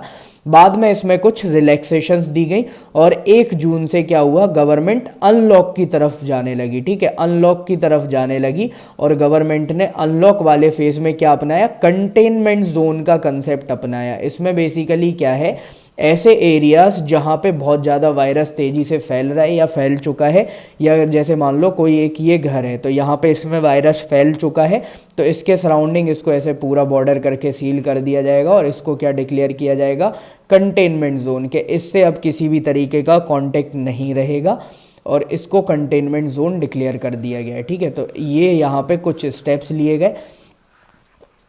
इसके बाद अगर हम आगे बढ़ें तो जो यूनाइटेड नेशन है और WHO है, वर्ल्ड हेल्थ ऑर्गेनाइजेशन और यूनाइटेड नेशन, इन दोनों ने, इंडिया ने जो इनिशियली लॉकडाउन लगाया था पेंडेमिक के अगेंस्ट, उसके लिए यहाँ पे इन दोनों ने इंडिया की तारीफ़ की। इन्होंने बोला है कि आपने कॉम्प्रीहेंसिव और रोबस्ट यहाँ पे क्या है सॉल्यूशंस लिए हैं। दूसरा यहाँ पे जो रेस्ट्रिक्शंस हैं यहाँ पे ये इन्होंने बताया कि इंडिया की तरफ से ये बहुत ज़्यादा एग्रेसिव रेस्ट्रिक्शंस थी, ठीक है, मतलब बहुत ही ज़्यादा कठोर और स्ट्रिक्टिव यहाँ पे रिस्ट्रिक्टिव यहाँ पे ये थी रेस्ट्रिक्शंस। लेकिन क्या था, यहाँ पे WHO UN दोनों ने बोला है लेकिन ये ज़रूरी भी थी, ठीक है, ये ज़रूरी भी थी। क्यों, ताकि इंडिया जैसी जो कंट्री है जो क्या कर सके, वायरस को स्प्रेड होने से रोक सके, और जो हमारा हेल्थ इंफ्रास्ट्रक्चर है, ठीक है, दूसरे देशों के मुकाबले कमज़ोर है, तो उसको यहाँ पे जितना नेसेसरी हेल्थ इंफ्रास्ट्रक्चर की ज़रूरत थी उसको लगाया जा सके। मतलब कहीं पे अगर वेंटिलेटर पहुँचाना है, मास्क पहुंचाना है, सैनिटाइज़र, तो वो चीज़ें वहाँ पे पहुंचाई जा सकें, तो हेल्थ इंफ्रास्ट्रक्चर को खड़ा किया जा सके और वायरस को रोकने फैलने से रोका जा सके। तो उसके लिए ये स्टेप्स ज़रूरी थे, एग्रेसिव थे लेकिन ज़रूरी थे। ये बोला किसने, UN और WHO ने, ठीक है। इवन यहाँ पे अगर हम बात करें तो WHO ने क्या स्टेटमेंट दिया था, तो जो वर्ल्ड हेल्थ ऑर्गेनाइजेशन है इसने एक स्टेटमेंट दिया था कि इंडिया के पास इतनी कैपेसिटी है कि वो ऐसे वायरस से ईजिली लड़ सकता है। इसका रीज़न क्या था, क्योंकि उसने यहाँ पे बताया कि इसके पहले भी इंडिया में स्मॉल पॉक्स और पोलियो जैसी बीमारियाँ बहुत तेज़ी से फैली हैं, लेकिन इंडिया इनसे लड़ के बाहर आया है। तो इंडिया के पास इतनी कैपेसिटी है कि वो इससे लड़ सकता है। इसके बाद अगर हम बात करें तो WHO ने ऑक्सफोर्ड ने यहाँ पे बोला है कि जो इंडिया में यहाँ पे लॉकडाउन लगाया गया था ये वर्ल्ड का सबसे स्ट्रिक्ट लॉकडाउन था, वर्ल्ड का सबसे स्ट्रिक्ट लॉकडाउन था। लेकिन हमारे यहाँ पे तो लोगों का आप जानते हो जो उन्होंने लॉकडाउन तोड़ा उसकी वजह से ये तेज़ी से फिर फैलना स्टार्ट हुआ। अगर लोग इस स्ट्रिक्ट लॉकडाउन का अगर ईजिली पालन करते, घरों में रहते, तो इतना तेज़ी से ये हो सकता नहीं फैलता। इसके बाद जून में एक रिपोर्ट आई किसके द्वारा, डीप नॉलेज ग्रुप के द्वारा, ठीक है, डीप नॉलेज ग्रुप के द्वारा, जो कोविड-19 के सेफ्टी असेसमेंट से रिलेटेड थी। तो इसमें इंडिया की 200 कंट्री में से 56th रैंक थी, ठीक है, अच्छा परफॉर्मेंस है। अगर हम देखें क्योंकि जैसे अगर हम और रिपोर्ट्स देखते हैं HDI वगैरह ये सब, जैसे कल हमने BMI की रिपोर्ट देखी थी अभी 2 दिन पहले, बॉडी मास इंडेक्स की, तो हम नीचे से 4th थे, वो भी 200 कंट्रीज़ की थी, ठीक है, तो हमारी 196th रैंक थी। तो उसके हिसाब से देखें तो इसमें तो बहुत अच्छा परफॉर्मेंस है क्योंकि हम 200 से 56 में आ गए हैं। फिर इसके बाद अगर हम बात करें तो जो पेंडेमिक है इसने जो सबसे बड़ा इम्पैक्ट किया है वो किया है इंडियन इकोनॉमी पे, ठीक है, इंडियन जो हमारी भारतीय अर्थव्यवस्था है उसको सबसे ज़्यादा नुकसान पहुंचाया है। कैसे, तो ये आपको पता होगा, दशकों में पहली बार ऐसा हुआ है, ठीक है, दशकों में पहली बार ऐसा हुआ है कि जो हमारी ग्रोथ रेट है वो नेगेटिव में आई है। वरना हम सालों से कम बढ़ हो रही थी, 8% से 4 हो गई, 5 हो गई, 6 हो गई, लेकिन यहाँ पे नेगेटिव नहीं थी, ठीक है, नेगेटिव ग्रोथ रेट पहली बार ऐसा हुआ है कि हमारे देश की जो ग्रोथ रेट है वो नेगेटिव गई हो। इसके बाद जो हमारी यूनियन गवर्नमेंट है उसने कुछ यहाँ पे क्या किए, कैंपेन भी लॉन्च किए हैं। जैसे एक इम्पॉर्टेंट कैंपेन लॉन्च हुआ था जिसका नाम क्या था, आत्मनिर्भर भारत, ठीक है, इंग्लिश में बोले तो सेल्फ सफिशिएंसी कैंपेन। इसमें बेसिकली क्या है, इम्पोर्टेड प्रोडक्ट्स हैं जो यहाँ पे आ रहे हैं, चाइना से आ रहे हैं या किसी दूसरे देशों से, इनको रिप्लेस करना है किससे, डोमेस्टिकली प्रोड्यूस्ड प्रोडक्ट्स से। मतलब क्या है, हमें अपनी डोमेस्टिक मैन्युफैक्चरिंग को बूस्ट करना है, इंपोर्ट्स को कम करना है, एक्सपोर्ट्स को ज़्यादा करना है। और बेसिकली जो मेन टारगेट रखा गया वो ये कि हमें चाइना के जो प्रोडक्ट्स हैं उनको रिप्लेस करना है इंडियन प्रोडक्ट्स से। उसके लिए लाया गया ये आत्मनिर्भर भारत, ठीक है, आत्मनिर्भर भारत। और ये भी कब रिलीज़ किया गया, तो ये कोविड के बीच में ही रिलीज़ किया गया। मेजर चैलेंजेस की बात करें कि इंडिया की तरफ से जो मेजर चैलेंजेस थे वो क्या थे, ठीक है, मेजर चैलेंजेस क्या थे इंडियन एंड पे, क्यों इंडिया में इतना तेज़ी से फैल रहा है, क्या प्रॉब्लम्स थी। तो सबसे पहला तो देखो, लार्ज पॉपुलेशन हमारे यहाँ पे बहुत ज़्यादा है, ठीक है, पॉपुलेशन ज़्यादा होने की वजह से क्या है, गरीबी ज़्यादा है, पोवर्टी ज़्यादा है लोगों के बीच में। पोवर्टी होने से क्या है, हंगर माल न्यूट्रिशन ये हाई है, ठीक है, हंगर माल न्यूट्रिशन ये हाई है, हंगर माल न्यूट्रिशन हाई है। तो इसकी वजह से क्या हो रहा है, आपका इम्यूनिटी वीक है, इम्यूनिटी वीक हो रही है, तो लोग ज़्यादा वल्नरेबल हैं और यहाँ पे इवन डेथ भी हो सकती है। सबसे बड़ा प्रॉब्लम ये है। तो वल्नरेबिलिटी ज़्यादा है पॉपुलेशन ज़्यादा होने की वजह से। फर्स्ट तो पॉपुलेशन की वजह से ये है। सेकंड, पॉपुलेशन ज़्यादा है तो हेल्थ इंफ्रास्ट्रक्चर की कमी पड़ेगी, ठीक है, हेल्थ इंफ्रास्ट्रक्चर जो कमी है वो देखने को मिलेगी, हेल्थ इंफ्रास्ट्रक्चर की कमी देखने को मिलेगी, ठीक है। दूसरा क्या है, हेल्थ इंफ्रास्ट्रक्चर की कमी है तो फिर वही वल्नरेबल सिचुएशन में आ गए। थर्ड, अगर हम बात करें तो पुअर हाइजीनिक कंडीशन है, पॉपुलेशन ज़्यादा है तो इसकी वजह से लोग क्या है, स्लम्स में रह रहे हैं, बहुत सारे लोग स्लम्स में रह रहे हैं जहाँ पे सैनिटेशन की कोई परवाह नहीं है, हाइजीन बिल्कुल भी नहीं देखा जाता है यहाँ पे, ठीक है, बेसिकली यहाँ पे ये चीज़ अवेलेबल ही नहीं है। तो इस वजह से भी इम्यूनिटी वीक हो सकती है और लोग ज़्यादा वल्नरेबल हो सकते हैं। तो ये सारी प्रॉब्लम्स हैं। इसके बाद जैसे ही कोरोना आया तो इंडिया में आप जानते हो र्यूमर्स, फेक न्यूज़, इनका बहुत ज़्यादा चलन हो गया आज के टाइम पे सोशल मीडिया में। तो कोविड के आते ही फेक न्यूज़ेज स्टार्ट हो गई, ठीक है। आप 1 लीटर घी पी जाओ कोरोना ठीक हो जाएगा, आप सुबह से उठ के 10 बार नहा लो कोरोना ठीक हो जाएगा, फालतू कुछ भी चल रहा था यहाँ पे, व्हाट्सएप पे मैसेजेस फॉरवर्ड हो रहे थे, कुछ भी। तो ये जो र्यूमर्स फैलाई जा रही थी कि कोरोना इतना खतरनाक वायरस है कि एक दिन में 100 लोगों को मार देगा, 1000 लोगों को, ये सब कोई साइंटिफिक बेसिस नहीं था इसका, साइंटिफिक कोई बेसिस नहीं था, कुछ भी चल रहा था, ठीक है। इनिशियली अब इन र्यूमर्स की वजह से लॉकडाउन जो हमने लगाया उसको भी देखा, लोग उसको भी तोड़ रहे थे, लॉकडाउन भी तोड़ रहे थे, ठीक है। दूसरा क्या हुआ, लॉकडाउन तोड़ने के साथ साथ क्या हो रहा था, और भी कुछ चीज़ें यहाँ पे देखी गई र्यूमर्स की वजह से, कि जैसे जो सोशल डिस्टेंसिंग नॉर्म्स थे लोग उसका पालन नहीं कर रहे थे, मास्क, सैनिटाइजर्स वगैरह यूज़ नहीं कर रहे थे। तो ये सब क्यों हो रहा था? क्योंकि सोशल मीडिया पे र्यूमर्स बहुत तेज़ी से फैल रही थी, ठीक है। फिर इसके बाद जैसे हमने बात की कि गरीबी है, तो गरीबी की वजह से बहुत सारे लोग अभी भी क्या है, स्लम्स में रह रहे हैं, ठीक है। स्लम्स में रह रहे हैं जहाँ पे क्या है, एक तो आपका सैनिटेशन और ये सारी चीज़ें बिल्कुल भी अवेलेबल नहीं है। हाइजीन, हेल्थ, सैनिटेशन, इसका तो कोई सोर्स ही नहीं है। दूसरा सबसे बड़ा प्रॉब्लम यहाँ पे क्या है कि जो यहाँ पे एरिया है वो बहुत ज़्यादा कंजेस्टेड है, ठीक है, कंजेस्टेड है। यहाँ पे अगर हम बात करें तो इस एरिया में जैसे एक घर है तो उसमें 10 लोग रह रहे हैं और इस घर में भी क्या है, 2 ही कमरे हैं। तो यहाँ पे सोशल डिस्टेंसिंग को फॉलो करना इम्पॉसिबल सा है, ठीक है। सोशल डिस्टेंसिंग फॉलो हो ही नहीं सकती क्योंकि उनके पास लिमिटेड स्पेस है, एरिया ही नहीं है उनके पास। तो ये एक प्रॉब्लम देखी गई स्लम वाले एरिया में। दूसरा क्या है, आपने लॉकडाउन लगा दिया, आपने लॉकडाउन लगा दिया तो मेनली यहाँ पे क्या है, डेली वेज अर्नर्स हैं, ठीक है, जिनको हम क्या बोलते हैं, दिहाड़ी मजदूर। तो यहाँ पे बेसिकली डेली वेज अर्नर्स हैं जो डेली कमाते हैं और डेली उसी कमाई का खाते हैं। तो ये जो डेली वेज अर्नर हैं यहाँ पे इनको भी प्रॉब्लम्स हुई, इनको अर्निंग वाले पार्ट में प्रॉब्लम हुई। कुछ यहाँ पे जब तक लॉकडाउन रहा तब तक ये पूरे तरीके से अनएम्प्लॉयड रहे, खाने की प्रॉब्लम आई इनको। तो अब जब खाना नहीं मिल रहा है, अनएम्प्लॉयड रहेंगे बेसिकली, तो फिर से क्या होगा, इम्यूनिटी वीक होनी है। तो जो सबसे ज़्यादा वल्नरेबल लोग थे वो क्या थे, लोअर क्लास वाला, जो गरीब तबका था वो यहाँ पे सबसे ज़्यादा वल्नरेबल साबित हुआ, ठीक है। तो ये एक चैलेंज था कि स्लम्स एरिया में कोरोना को फैलने से बचाना, ये एक बहुत बड़ा चैलेंज था इंडिया के लिए। दूसरा क्या है, यहाँ पे जो स्लम एरियाज़ में लोग रह रहे हैं, तो अगर आपने लॉकडाउन जैसे स्ट्रिक्ट मेजर्स लिए हैं तो उसको आप कैसे इन लोगों में हेल्प करोगे, ठीक है। सेकंड ये था। फिर इसके बाद अगर हम बात करें तो इंडिया का हेल्थ इंफ्रास्ट्रक्चर आपने देखा ही है। हाल फिलहाल में जैसे बिहार में बाढ़ आई तो वहाँ का आपने देख लिया कि जो हॉस्पिटल के बेड्स हैं वो बाढ़ के पानी में डूबे हुए हैं, ठीक है। तो हेल्थ इंफ्रास्ट्रक्चर की कंडीशन हमारे यहाँ पे बहुत ख़राब है। पहला तो ये यहाँ पे कंडीशन ख़राब है।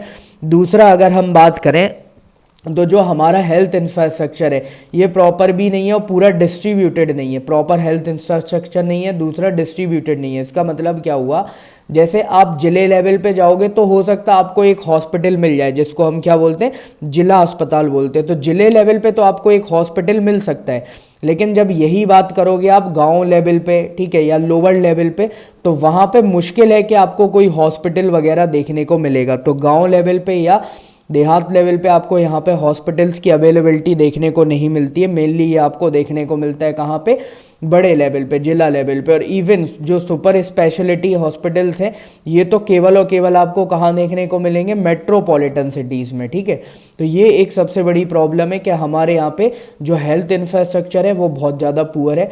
डॉक्टर टू पेशेंट रेशियो जितना WHO ने रिकमेंड किया है उतना नहीं है। अभी हम हेल्थ इंफ्रास्ट्रक्चर पढ़ेंगे तब हम उसमें पूरा देखेंगे। इसके बाद अगर हम बात करें तो इंडिया के साथ दूसरी प्रॉब्लम क्या है कि हमारे यहाँ पे ऑलरेडी दूसरी डिसीजेस का एक जो आउटब्रेक होता है, मॉनसून आता है या कुछ चीज़ें, तो सर्दी जुकाम ये कॉमन हो जाता है, ठीक है। फिर इसके बाद डायरिया हो गया या टाइफॉइड हो गया, तो ये ऐसी बीमारी है जो कॉमनली लोगों में होती रहती है। मलेरिया भी हमारे यहाँ पे बहुत तेज़ी से फैलता है। डेंगू की बात करें तो डेंगू भी बहुत ज़्यादा अफेक्ट दिखाता है हमारे यहाँ पे। तो ऑलरेडी हमारे यहाँ पे बहुत सारी डिसीजेस फैलती हैं और उसके बीच में कोविड आना, तो ये भी एक प्रॉब्लम थी, ये एक बहुत बड़ा चैलेंज था इंडिया के लिए। इसके बाद अगर हम बात करें कि जो लोअर क्लास लोग हैं, ठीक है, जो लोअर क्लास में आ रहे हैं उनके पास कोई एक मीनिंगफुल सोशल सिक्योरिटी नहीं है। मीनिंगफुल सोशल सिक्योरिटी का मतलब क्या हुआ यहाँ पे कि ना तो उनके पास कोई हेल्थ इंश्योरेंस है, ठीक है, ना तो कोई हेल्थ इंश्योरेंस है, रहने के लिए स्लम में रह रहे हैं। तो यहाँ पे अगर हम बात करें तो कोई ना तो कोई डिसेंट लाइफ है उनकी, ठीक है, ना तो कोई डिसेंट लाइफ है। रिसोर्सेज की तरफ भी इतना अच्छा खासा एक्सेस नहीं है, ये भी इनको डिनाइल किया गया। थर्ड अगर हम बात करें तो एम्प्लॉयमेंट कैसा है, ये टेम्परेरी नेचर का है। लॉकडाउन लगा, एम्प्लॉयमेंट चला गया, तो फिर आपने देखा माइग्रेंट्स का इशू। तो ये सारी प्रॉब्लम्स हैं यहाँ पे। इसके बाद अगर हम बात करें, इलिटरेट पॉपुलेशन है, ठीक है, मेजॉरिटी ऑफ जो लोग हैं वो अनपढ़ हैं यहाँ पे, ठीक है। इलिटरेट मैंने मेजॉरिटी क्यों बोला, देखो क्योंकि आपने केवल क्या बोल दिया, जिसको लिखना पढ़ना आ रहा हो और थोड़े बहुत मैथमेटिकल सम समझ सकता है तो आपने उसको लिटरेट बोला। तो यहाँ पे बेसिकली मैं इनको इलिटरेट ही कंसीडर करूँगा कि किसी को अपना नाम अकेला लिखना आ गया तो वो लिटरेट नहीं हो सकता है, ठीक है। तो वो इलिटरेट ही है, उसको साइंटिफिक नॉलेज कुछ है नहीं, नॉर्मल यहाँ पे डिसीजेज इन सब के बारे में कुछ पता नहीं है। तो यहाँ पे इस वजह से क्या है, लार्ज जो हमारे यहाँ पे पॉपुलेशन है वो किस पे बिलीव करती है, सुपरस्टिशंस पे बिलीव करती है। तो इसकी वजह से क्या हुआ, जैसे ही कोविड आएगा तो गवर्नमेंट को एक ये भी डर था कि कोरोना की वजह से लोग एक साथ मंदिरों में जाएंगे, ठीक है, तो वहाँ पे भीड़ भाड़ होगी, सोशल डिस्टेंसिंग नॉर्म, इसीलिए गवर्नमेंट को मंदिर भी बंद करना पड़ा, ठीक है। तो सुपरस्टिशंस में बहुत ज़्यादा बिलीव है। जैसे यहाँ पे कोविड से रिलेटेड व्हाट्सअप्स वगैरह पे भी न्यूज़ सर्कुलेट हुई कि आप इसकी पूजा करो, ये यहाँ पे आप जल चढ़ाओ, ये चीज़ें करो। तो सुपरस्टिशंस में जो बिलीव है ये किस वजह से है, इलिटरेसी की वजह से। दूसरा क्या है, इलिटरेसी है तो सुपरस्टिशंस में बिलीव करना भी ईजिली हो जाता है, ठीक है, इजीली ये बिलीव कर सक लेते हैं। दूसरा क्या है, कोई भी फेक न्यूज़ फैला रहा है सुपरस्टिशन से हटके भी, बीमारी से रिलेटेड भी अगर कोई फेक न्यूज़ फैला रहा है तो लोग उस पर भी भरोसा कर लेते हैं। ये सब किस वजह से हो रहा है, केवल इलिटरेसी की वजह से। तो ये भी एक बहुत बड़ा चैलेंज था इंडियन गवर्नमेंट के लिए, ठीक है। अब अगर हम बात करें कि हमारे देश पे कोरोना का अफेक्ट कैसे कैसे पड़ा और क्या क्या अफेक्ट पड़ा, ठीक है, तो सबसे पहले तो हमारे देश पे कमर्शियल एस्टेब्लिशमेंट पे देखें तो जैसे जो होटल रेस्टोरेंट्स थे, स्वीट शॉप्स थी, इनको पूरे तरीके से बंद कर दिया गया। और दूसरा क्या बोला गया कि यहाँ पे जो मॉल्स वगैरह में उनको तो पूरे तरीके से, कुछ असेंशियल अगर आइटम्स बेच रहे हैं तो यहाँ पे बैठ के आप खा नहीं सकते हो, इनिशियली खाने पर रोक लगाएगी, फिर पूरा बंद कर दिया गया, ठीक है। लेकिन अनलॉक में ये फिर से खुल गया। इसके बाद मॉल्स वगैरह ये पूरे बंद रहेंगे, दुकानें पूरी बंद रहेंगी, लेकिन इनमें अगर कहीं पे वेजिटेबल सब्जियों की कोई दुकान है, कोई ग्रॉसरी स्टोर है या मेडिसिन रिलेटेड कोई शॉप है तो ये केवल खुल सकती हैं, इसके अलावा ये पूरी बंद रहेंगी। इसके साथ ही इन शॉप्स में भी क्या किया था, जैसे मेडिसिन 24/7 थी केवल, बाकी ग्रॉसरी और वेजिटेबल्स इसके लिए भी कुछ स्टेट ने टाइमिंग रखी हुई थी कि केवल इन टाइम्स पे खुल सकती है। तो यहाँ पे लॉकडाउन में एक जो चीज़ देखी गई कोरोना के इफेक्ट की वजह से कि यहाँ पे इस वाले पार्ट को बहुत ज़्यादा लॉस, जैसे मॉल्स वाला जो है या जो शॉप ओनर्स है इनको बहुत ज़्यादा लॉस झेलना पड़ा, ठीक है, इनको बहुत ज़्यादा लॉस झेलना पड़ा। एजुकेशन के पर्सपेक्टिव से बात करें तो यहाँ पे जैसे ही नेशन वाइड लॉकडाउन लगा तो कॉलेज और स्कूल्स में भी नेशन वाइड लॉकडाउन लगा दिया गया। इवन अभी भी पूरे तरीके से आपके स्कूल्स और कॉलेज नहीं खोले गए हैं, ठीक है, बच्चे अभी भी घर पर बैठे हुए हैं।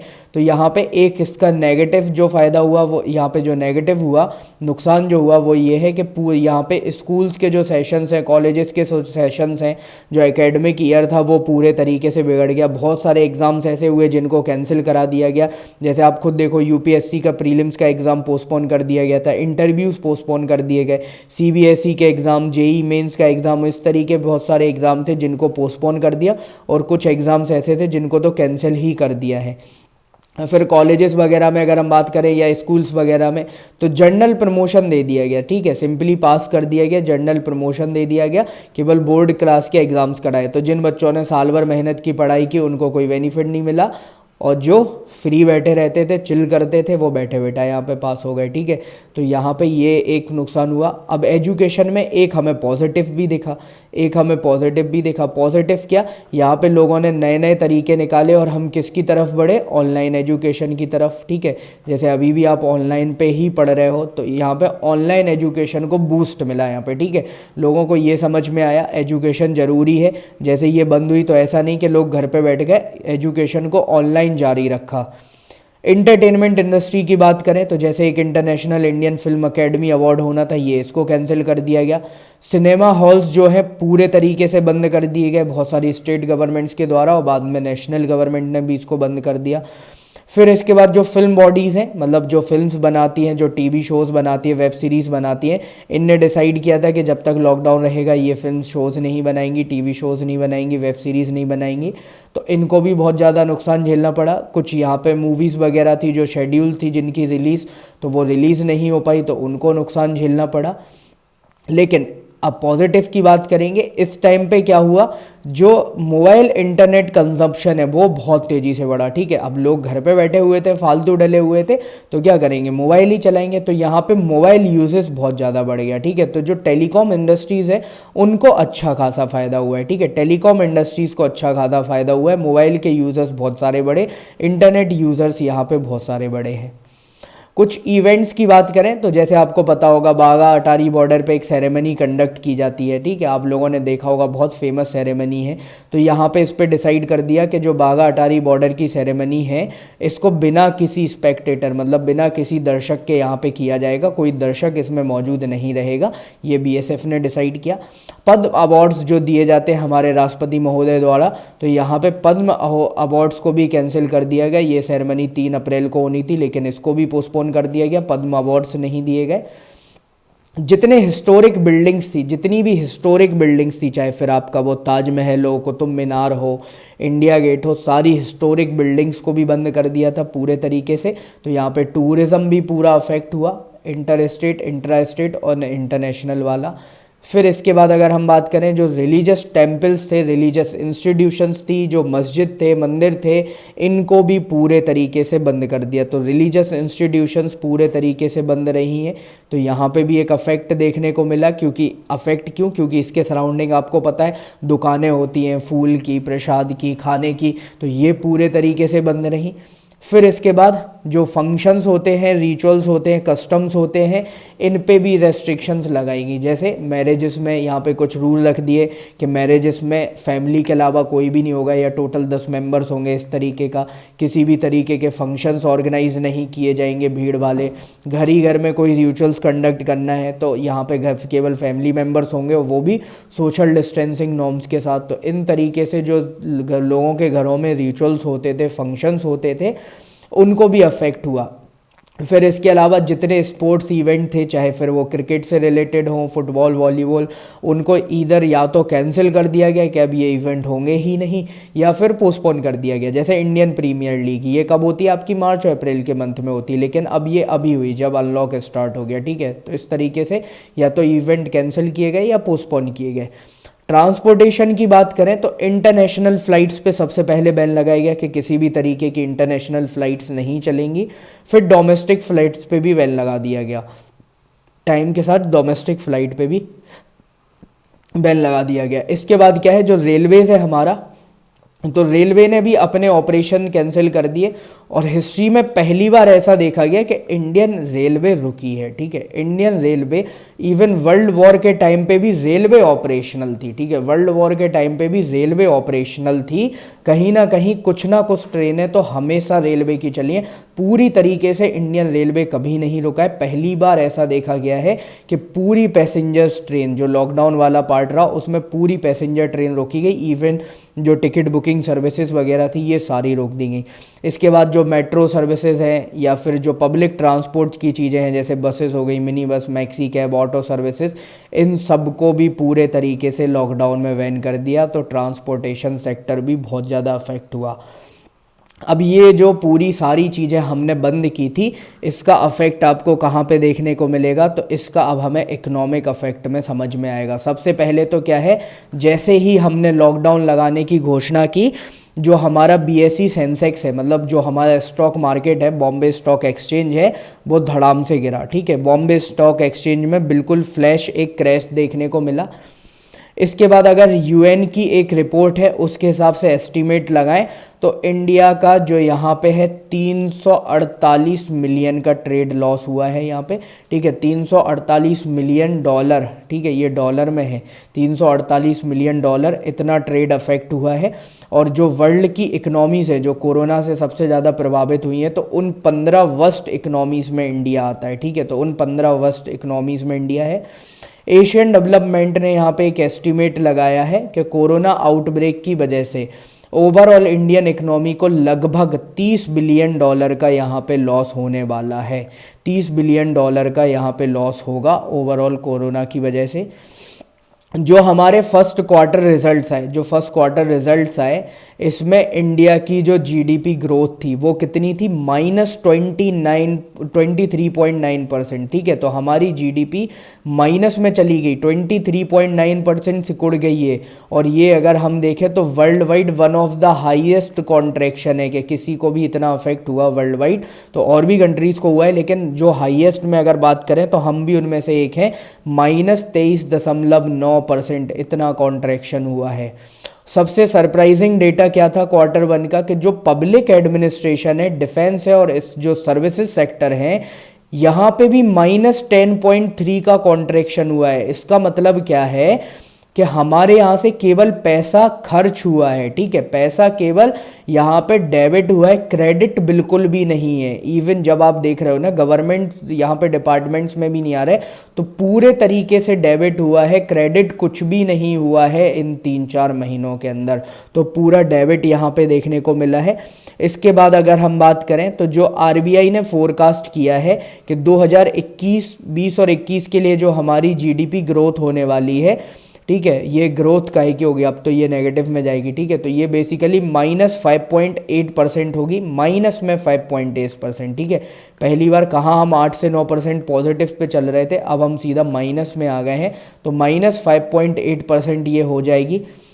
सेकंड, ये तो बोला है आरबीआई ने। फिर इसके बाद गोल्डमैन सैक्स ने क्या बोला है कि हमारी जो जीडीपी है, ठीक है, तो हमारा ग्रोथ रेट जो होगी वो कितनी होगी, -14.8%। गोल्डमैन सैक्स ने -14.8, जो आरबीआई ने बोला है उसका जस्ट 3 टाइम्स, ठीक है, अराउंड 3 टाइम्स बोला है। इसके बाद जो ओईसीडी है, इसने अपनी एक सितंबर में इंटरिम इकोनॉमिक आउटलुक दिया है। ठीक है, इसने इंटरिम इकोनॉमिक आउटलुक दिया है और इसने भी इतना ही बोला है, गोल्डमैन सैक्स से थोड़ा सा कम। ठीक है, लेकिन यहाँ पे आरबीआई से तो जस्ट डबल ही बोला है। इसने बोला है कि फाइनेंशियल ईयर 21 में इंडिया की जो जीडीपी है वो -10.2% से कॉन्ट्रैक्ट करेगी। ठीक है, तो -10.2 यहाँ पे ग्रोथ रेट होने वाली है। अब देखो, आरबीआई अपनी खुद की एजेंसी है तो वो कभी ज़्यादा नहीं बताएगी। ठीक है, अब इंडिया ने कोरोना के अगेंस्ट क्या रेस्पॉन्स लिया, ठीक है, क्या क्या हमने यहाँ पे, जब हमारे यहाँ पे कोरोना फैला तो हमने क्या क्या स्टेप्स लिए। तो सबसे पहला तो क्या है, हमने एक इकोनॉमिक रिलीफ पैकेज दिया। ठीक है, इकोनॉमिक रिलीफ पैकेज दिया किसने, सेंट्रल गवर्नमेंट ने। कितने का था, 1.7 लाख करोड़ का, अराउंड $24 बिलियन यूएस का। ठीक है, तो 24 यूएस बिलियन डॉलर्स का था ये। इसके बाद अगर हम बात करें तो इसमें क्या क्या था, तो इसमें बेसिकली फूड सिक्योरिटी से रिलेटेड गेहूं चावल वगैरह ये सारी चीज़ें आप बांटोगे, खाना इंश्योर कराओगे, तो पहला तो ये। फिर इसके बाद कुछ लोगों को आप डायरेक्ट कैश ट्रांसफ़र कर रहे थे, जैसे जो फार्मर्स हो गए, लेबर्स, तो वो हो गए।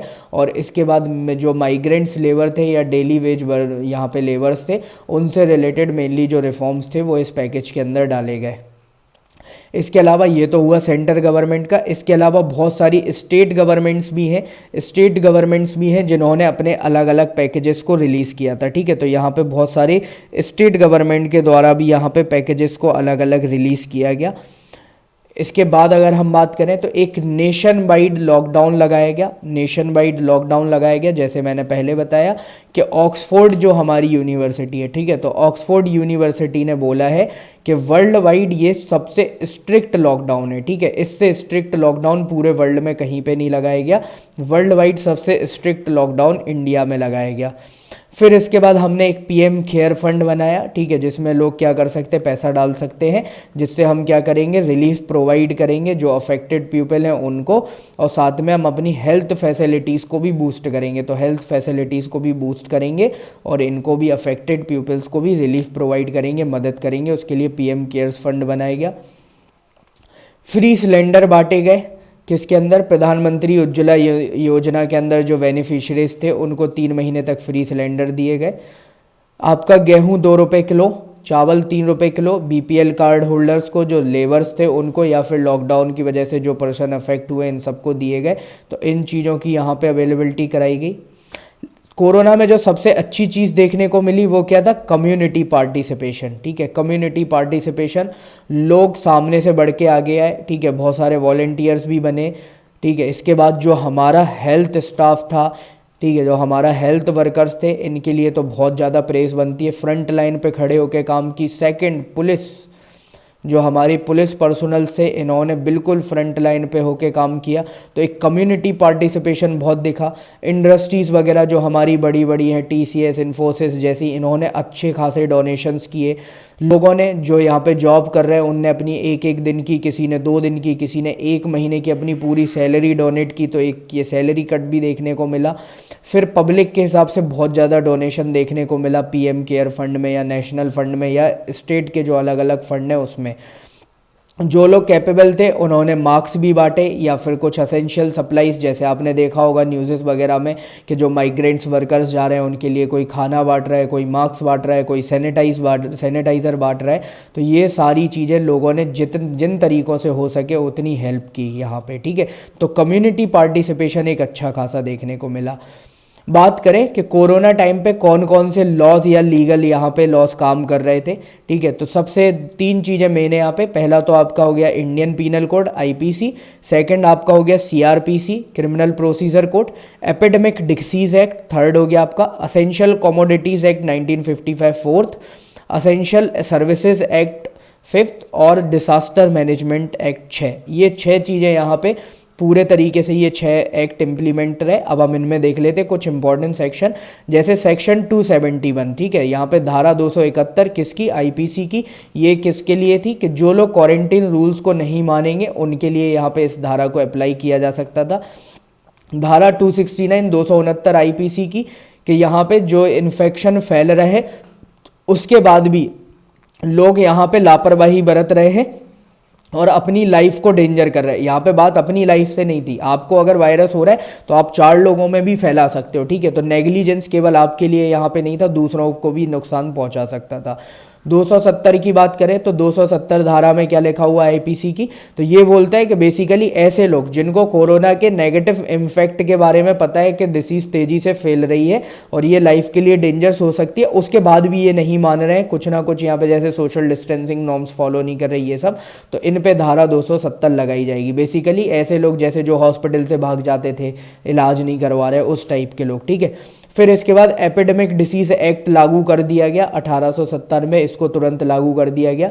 इंडियन पीनल कोड IPC की सेक्शन 188, ठीक है। तो 188 क्या बोलती है कि पब्लिक सर्वेंट ने अगर कोई ऑर्डर निकाला है, ठीक है, पब्लिक सर्वेंट ने अगर कोई ऑर्डर निकाला है तो लोग उसको अगर नहीं मान रहे हैं, डिसोबे कर रहे हैं, तो उस केस में यहाँ पे उसको पनिशमेंट दी जा सकती है सेक्शन 188 के अंदर।